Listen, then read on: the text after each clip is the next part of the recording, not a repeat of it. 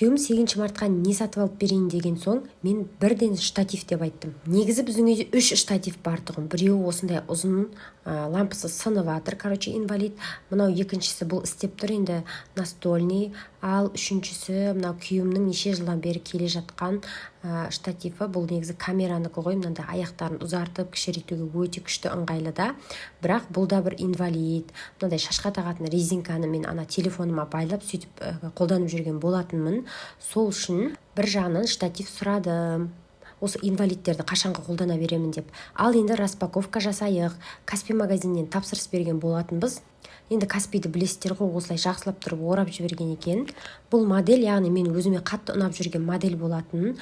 Өте ыңғайлы, күшті, керемет енді. Көріп тұрғандарыңыздай осындай өте ыңғайлы чехолы бар.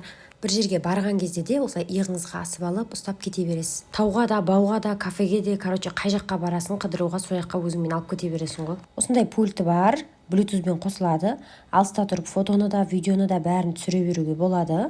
Өте ыңғайлы. Аяқтары осылай ашылып, созылады, өте күшті. Бір жерден екінші бір жерге осылай апарып қоюға ұстайтын жері бар. Осы бір жерін бұрағанда жоғары қарай көтеріледі. Биіктігі менің бойыммен бірдей. Мынаны былай айналдырып болғаннан кейін ана бір домалақты бүйтіп бұрап жібересіздер. Сонда анау тұрады. Әйтпесе осылай төменге қарай түсіп кетеді, бұрамасаңдар. Осындай телефон қойғышы бар. Мынадай жанынан да, осындай табанынан да бүйтіп бұрап қоюға болады. Дәл осы жерін жоғары қарай ашып жіберсеңіздер, видеоны тігінен де осылай түсіруге болады. Осы бір таяқшаны бұрап жоғарыға және төменге түсіру арқылы да қозғауға болады бір орында тұрғызып. Күйеуімнің сыйлығы ұнады, ал сіздің күйеуіңіз 8 мартқа не сыйлады?